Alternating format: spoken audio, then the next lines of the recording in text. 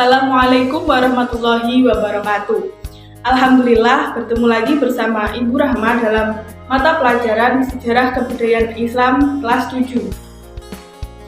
Sebelum kita memulai pembelajaran pada hari ini, marilah kita membaca bismillah terlebih dahulu. Bismillahirrahmanirrahim. Bagaimana kabarnya hari ini anak-anak? Tetap semangat dalam belajar ya. Nah, pada pertemuan kali ini kita akan membahas mengenai dinasti Umayyah. Sebelum memasuki materi, Ibu ingin bertanya terlebih dahulu kepada kalian. Pertanyaan yang pertama, apakah dinasti Umayyah itu? Pertanyaan yang kedua, siapakah pendiri dinasti Umayyah? Nah, benar, kalian pintar ya. Baiklah, selanjutnya kita akan membahas mengenai latar belakang berdirinya dinasti Umayyah. Kita akan membahas mengenai latar belakang berdirinya Daulah Umayyah. Setelah wafatnya Khalifah Utsman bin Affan karena terbunuh, maka berakhirlah kepemimpinan Khulafaur Rasyidin yang ketiga. Selanjutnya digantikan oleh Ali bin Abi Thalib sebagai khalifah yang keempat.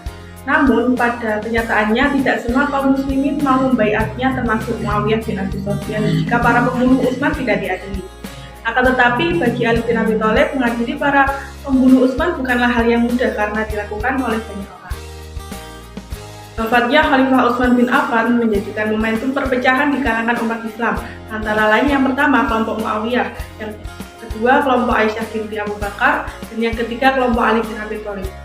Akibat perpecahan kaum tersebut, maka terjadilah konflik antara umat Islam, yaitu yang pertama, perselisihan yang akhirnya mengarah pada konfrontasi antara Aisyah, Zubair, Tolhah dengan kelompok Ali bin Abi Thalib.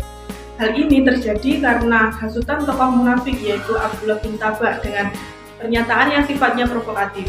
Ia mengatakan bahwa Abdullah bin Zubair, anak angkat Aisyah, merupakan orang yang berhak menduduki jabatan sebagai khalifah. Konflik ini bisa diatasi oleh Khalifah Ali bin Abi Thalib. Kemudian konflik yang kedua, perselisihan berikutnya antara Khalifah Ali bin Abi Thalib dengan Muawiyah bin Abu Sufyan karena adanya keinginan kuat Muawiyah untuk menuntut keadilan atas wafatnya Khalifah Utsman bin Affan.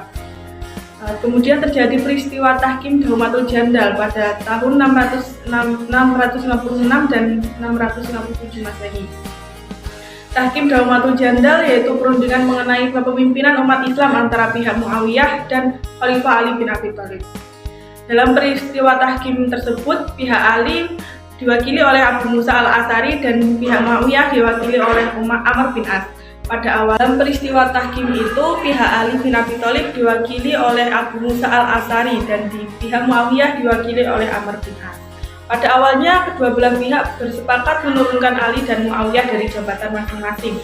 Selanjutnya, jabatan khalifah diserahkan pada kaum muslimin. Akan tetapi, ada intrik politik dari pihak Muawiyah berkaitan hasil kesepakatan, yaitu secara sepihak mengangkat Muawiyah sebagai gubernur Syam untuk menjadi khalifah menggantikan Ali bin Abi Thalib. Beberapa tahun kemudian setelah tahkim, Khalifah Ali terbunuh oleh Abdurrahman bin Muljam pada 19 Ramadan tahun 40 Hijriah atau 660 Masehi. Sebagai penggantinya dipilihlah putranya Hasan bin Ali sebagai khalifah. Namun atas kecerdikan Muawiyah, akhirnya setelah memangku jabatan selama kurang lebih 3 bulan karena tidak mampu menghadapi tekanan, akhirnya Hasan bin Ali menyerahkan jabatan khalifah kepada Muawiyah bin Abi Sufyan dengan 3 syarat, yaitu syarat yang pertama, Muawiyah harus memberikan jaminan keselamatan kepada Hasan dan keluarganya.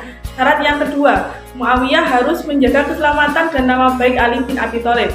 Syarat yang ketiga, setelah Muawiyah wafat, penentuan khalifah harus diserahkan pada musyawarah kaum muslimin.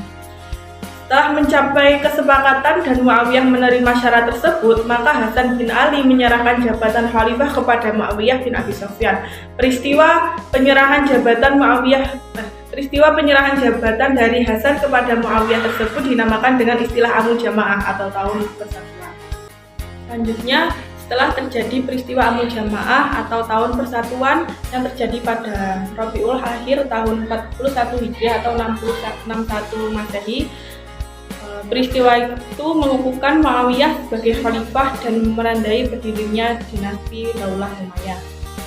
Kemudian Muawiyah memindahkan pusat kekuasaan dari Madinah ke Damaskus atau di Syria. Daulah Umayyah berkuasa selama 90 tahun dari tahun 41 sampai 132 Hijriah atau tahun 661 hingga 750 Masehi. Selama berkuasa, Daulah Umayyah terdapat 14 khalifah. Setelah dipimpin Muawiyah, terjadi perubahan dalam sistem pemerintah, yaitu dari sistem demokrasi menjadi sistem monarki atau kerajaan. Ciri-ciri dari sistem monarki sendiri adalah yang pertama, raja adalah penguasa tunggal dan wajib ditaati oleh seluruh rakyat. Yang kedua, memiliki hak penuh untuk menentukan dan melaksanakan suatu ketetapan hukum sesuai dengan kemauannya sendiri. Yang ketiga, rakyat berfungsi sebagai pembantu raja yang harus dimuliakan, dimakmurkan, dan dicukupi semua kebutuhannya. Dan yang keempat, semua pendapat dan keinginan rakyat hampir tidak pernah diberi kesempatan untuk mengungkapkan. Yang kelima, terjadi pengangkatan putra mahkota. Berikut ini akan Ibu tampilkan nama-nama khalifah dari Daulah Umayyah atau dinasti Umayyah. Untuk khalifah yang pertama pendirinya yakni Muawiyah bin Abu Sufyan atau Muawiyah I, memerintah pada tahun 41 sampai 61 Hijriah. Kemudian khalifah yang kedua Yazid bin Muawiyah atau disebut dengan Yazid pertama, memerintah pada tahun 61 sampai 64 Hijriah. Khalifah yang ketiga Muawiyah bin Yazid atau Muawiyah II, memerintah pada tahun 64 hingga 65 Hijriah. Khalifah yang keempat Marwan bin Hakam atau Marwan I, memerintah pada tahun 65 hingga 66 Hijriah. Khalifah yang kelima Abdul Malik bin Marwan, memerintah pada tahun 66 sampai 86 Hijriah. Khalifah yang keenam Al-Walid bin Abdul Malik atau Al-Walid I, memerintah pada tahun 86 hingga 97 Hijriah. Khalifah yang ketujuh Sulaiman bin Abdul Malik, memerintah pada tahun 97 hingga 99 Hijriah. Khalifah yang kedelapan Umar bin Abdul Aziz atau Umar II, memerintah pada tahun 99 hingga 102 Hijriah. Khalifah yang kesembilan Yazid bin Abdul Malik atau Yazid II, memerintah pada tahun 102 hingga 106 Hijriah. Khalifah yang ke-10 Hisham bin Abdul Malik, memerintah pada tahun 106 hingga 126 Hijriah.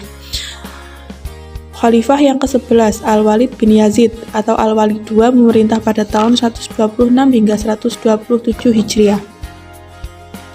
Khalifah yang ke-12 Yazid bin Al-Walid atau Yazid III, memerintah pada tahun 127 Hijriah. Khalifah yang ke-13 Ibrahim bin Al-Walid, memerintah pada tahun 127 Hijriah. Kemudian khalifah yang terakhir Marwan bin Muhammad atau Marwan II, memerintah pada tahun 127 hingga 133 Hijriah. Dari ke-14 khalifah tadi, ada tokoh-tokoh yang berhasil dalam membangun dan mengembangkan sosial budaya pada masa Daulah Umayyah. Khalifah yang pertama Khalifah Abdul Malik bin Marwan, khalifah yang kedua Khalifah Walid bin Abdul Malik, khalifah yang ketiga Khalifah Umar bin Abdul Aziz, dan khalifah yang keempat Khalifah Hisham bin Abdul Malik. Oke, itu tadi penjelasan yang Ibu sampaikan. Apabila ada yang belum paham mengenai materi, silahkan ditanyakan ya. Karena malu bertanya sesat di jalan. Kalau sesat di jalan, maka akan sesat. Setelah ini, Ibu akan memberikan tugas membuat karya berupa mind mapping. Ibu akan membagi menjadi 4 anak dalam satu kelompok. Siapkan peralatannya berupa kertas manila, spidol berwarna, dan juga gunting. Kemudian, buatlah sketsa urutan peristiwa terbentuknya dinasti Umayyah di buku tulis. Jadi, kita membuat sketsa dulu di dalam buku tulis. Selanjutnya, sketsa yang ada di buku tulis tersebut kalian pindah ke kertas manila dengan kreativitas kelompok masing-masing. Buatlah semenarik mungkin. Dari tugas tersebut akan membantu Ibu dalam mengukur sejauh mana kalian memahami materi ini, dan pastinya juga membantu kalian lebih memahami materi dengan baik. Baiklah, alhamdulillah pelajaran kali ini sudah selesai. Semoga apa yang kita pelajari bisa bermanfaat